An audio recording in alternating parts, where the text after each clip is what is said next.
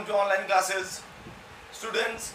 आज हम लोग बात करेंगे, लेसन हमारा मॉलिक्यूलर बेसिस ऑफ इनहेरिटेंस चल रहा है और अब हम लोग अप्रोक्सीमेट 75 to 80% कवर अप भी कर चुके हैं चैप्टर को। ठीक, आज हम बात कर रहे हैं comparison between DNA and RNA की। ये जो टॉपिक है, ये टॉपिक बोर्ड एग्जामिनेशन के पॉइंट ऑफ व्यू से देखा जाए तो ये 3 मार्क्स में क्वेश्चन आ सकता है। ठीक है, तो आप अपने मार्क्स ना गंवाएं, अच्छे से प्रैक्टिस करें। तो इसलिए हम इस टॉपिक को आज डिस्कस करेंगे, नोट डाउन अपनी नोटबुक में जरूर से कर लेंगे। आइए अब देखते हैं, आगे कंपैरिजन की तरफ चलते हैं। ठीक है, तो देखिए डीएनए और आरएनए का कंपैरिजन। ठीक, पहले तो मैं आपको बता दूं कि अब आपको डायग्राम में जहां जहां नीड होगी आपको पिक्चर दिखती रहेंगी, डीएनए और आरएनए की पिक्चर। अभी आप डीएनए आरएनए की पहले पिक्चर ही देख रहे हैं, डिफरेंसेस में क्या है।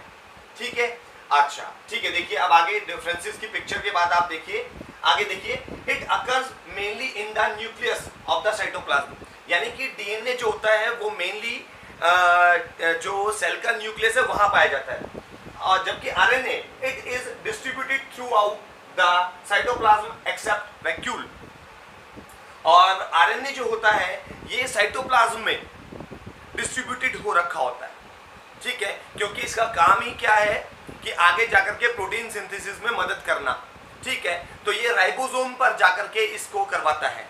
ठीक है, तो वो सब न्यूक्लियस के बाहर जाकर के होता है, तो ये कहाँ पाया जाता है? साइटोप्लाज्म में पाया जाता है, वैक्यूल को छोड़ दीजिए। ठीक है, अच्छा second, it has double-stranded alpha helix structure in which 2 strands are coiled spirally in opposite direction. DNA जो होता है ये डबल स्टैंडर्ड होता है। डबल स्टैंडर्ड का मतलब होता है कि न्यूक्लियोटाइड की एक चेन, ठीक है, न्यूक्लिक एसिड की कंप्लीट चेन, और दूसरी तरफ भी न्यूक्लिक एसिड की कंप्लीट चेन, दोनों न्यूक्लिक एसिड्स की चेन आपस में हाइड्रोजन बॉन्ड्स के थ्रू जुड़ रखी होती है। ठीक है, और उसके बाद ये, ठीक है, घुमा हुआ होता है, घुमावदार और कॉइल फॉर्म में होता है बना हुआ। ठीक है, अच्छा, और ये भी बता दूं कि जो स्ट्रैंड्स होते हैं, अगर एक तरफ 5-3 स्ट्रैंड है तो उसके दूसरी तरफ 3-5 स्ट्रैंड होगा। ठीक है, अच्छा, और इसमें ये single stranded alpha helix structure होता है। ठीक है, अच्छा, third, sugar molecule is two deoxyribose. DNA में 2-deoxyराइबोज शुगर मॉलिक्यूल होता है, और आरएनए में शुगर मॉलिक्यूल इज राइबोज। दोनों के डिफरेंसेस आप अपने स्क्रीन पर अभी देख रहे हैं। देखिए, जो डीएनए में शुगर मॉलिक्यूल है, इसमें दूसरे नंबर के कार्बन पर जो है आप डिफरेंस देखिए, जबकि आरएनए में ऐसा नहीं है। दोनों में आपको 2 नंबर कार्बन पोजीशन पे डिफरेंस दिख जाएगा। ठीक है, चलिए देखिए आगे देखिए। उसके बाद fourth, nitrogenous base uracil is not present. यानी कि जो पिरिमिडीन और प्यूरिन जो होते हैं उनमें से यूरासिल जो नाइट्रोजनस बेस होता है वो एब्सेंट होता है डीएनए में, जबकि आरएनए में thiamine is not present. It means thiamine is absent. ठीक, दोनों के स्ट्रक्चर का आप डिफरेंस अब आप देख लीजिए, यूरासिल और थायामीन का स्ट्रक्चर। ठीक है, ये दोनों एब्सेंट रहेंगे। ठीक है, अच्छा, आगे देखिए। Fifth, it serves as hereditary material in most of the organisms. जो डीएनए होता है ये हेरिडिटरी मटेरियल का काम करता है मोस्ट ऑफ द ऑर्गेनिजम्स में। ठीक है, यानी कि जेनेटिक इंफॉर्मेशन को एक जनरेशन से अगली जनरेशन में पहुंचाता है, जबकि आरएनए हेरिडिटरी मटेरियल नहीं होता। ये हमने एक्सपेरिमेंटल प्रूफ करके देख लिए हैं। ठीक है, अच्छा, आप प्रीवियस वीडियोस में देखिएगा, एक्सपेरिमेंटल प्रूफ हो चुका है कि RNA is not hereditary material but except in viruses. But कुछ वायरसेस में आरएनए जेनेटिक मटेरियल होता है, यानी हेरिडिटरी मटेरियल होता है। ठीक है, ये थे डिफरेंस। अब आगे चलिए बात करते हैं, आगे की तरफ बढ़ते हैं और देखते हैं। देखिए आगे differences. 6th point, DNA on replication forms DNA and on transcription forms RNA।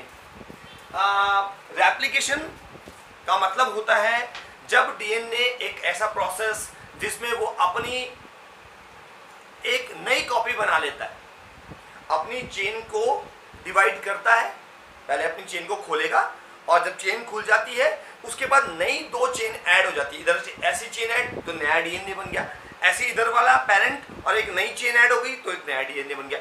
ये हम पहले पढ़ चुके हैं, वैसे इसको रेप्लिकेशन कहते हैं, ठीक है ना।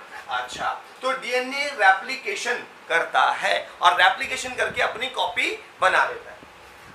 DNA on transcription, DNA transcription भी करता है, वो हम अभी आगे पढ़ेंगे, ठीक है। अभी ट्रांसक्रिप्शन फिनोमिना अभी हमने नहीं पढ़ा। तो ट्रांसक्रिप्शन फिनोमिना में वो आरएनए बनाता है, ठीक है। ट्रांसक्रिप्शन करके यानी कि डीएनए से आरएनए बनने के फिनोमिना को ट्रांसक्रिप्शन कहते हैं। तो डीएनए जो है वो रेप्लिकेशन करके खुद डीएनए बना लेता है और डीएनए ट्रांसक्रिप्शन करके आरएनए बना लेता है। जबकि on the other hand usually RNA does not replicate नहीं करता, आरएनए कोई रेप्लिकेशन नहीं करेगा। In some viruses RNA can form RNA chain. हाँ, वायरसेस के अंदर जरूर आरएनए से आरएनए चेन बन जाती है, ठीक है। ये चीज DNA 7 point, DNA molecules are very large, their molecular masses may vary from 6 into 10 raised to power 6 to 16 into 10 raised to power 6 U unified मास, ठीक है। यानी कि ये एक हैवी मॉलिक्यूल होता है और इसका जो मास है वो आप देख लिया, आपने पढ़ ही लिया कि कहां से कहां तक वेरी करता है। जबकि आरएनए में RNA molecules are much smaller, RNA molecule छोटा होता है, ठीक है। अच्छा, और इसका जो मास है वो मास वेरी करेगा 2 into 10 raised to power 4 to 4 into 10 raised to power 4 unified मास तक हो सकता है। तो आप देखिए दोनों में डिफरेंस आ गया, काफी फर्क है दोनों के वेट में, ठीक है। आगे देखिए 8 point, it is less reactive chemically and structurally more stable. ये लेस रिएक्टिव होता है, ठीक है, क्योंकि इसका जो स्ट्रक्चर है वो स्टेबल है, ठीक है। क्योंकि इस तरफ की जो पॉलीन्यूक्लियोटाइड की चेन है वो दूसरी तरफ की पॉलीन्यूक्लियोटाइड की चेन के साथ ज्वाइन है, मिल रखी है, तो उसको नीड नहीं है किसी दूसरे के साथ बॉन्ड बनाने की, तो वो ज्वाइन रहती है, इसलिए ये लेस रिएक्टिव होता है। 8, it is more reactive chemically and structurally less stable. ये मोर रिएक्टिव होता है, ठीक है, और केमिकली और स्ट्रक्चरली लेस स्टेबल होता है। जल्दी टूटने की पॉसिबिलिटी रहती है या कुछ और बनाने की पॉसिबिलिटी रहती है। क्यों होता है ऐसा? क्योंकि आपने इसका स्ट्रक्चर में जो आपने फोटो देखी स्टार्टिंग में, आपने देखा इसके अंदर क्या होता है, एक सिंगल चेन होती है। इस तरफ के जो मॉलिक्यूल्स हैं वो पूरे खुले हुए हैं, नाइट्रोजन बेसिस खुले हुए हैं, उनको दूसरी तरफ के नाइट्रोजन बेसिस नहीं मिले जो कि डीएनए में होता है, ठीक है। अच्छा, तो क्या होगा, ये बिल्कुल सेम वही बात हो गई कि एक कमरा तो वो है जिस कमरे में दोनों तरफ से दीवारें हैं, तो आप दोनों तरफ से दीवार है कमरे में, आप सेफ हैं। और आरएनए में वही बात हो गई कि सिर्फ एक सिंगल दीवार है, इधर उधर कुछ है ही नहीं, आप सेफ का है, ठीक है। तो इसलिए ये लेस रिएक्टिव होता है, इसके पास जो है मॉलिक्यूल्स वो ओपन है, वो दूसरे के साथ रिएक्शन करने के लिए जल्दी तैयार है, ठीक है। अच्छा, उसके बाद DNA molecule contains over a million nucleotides.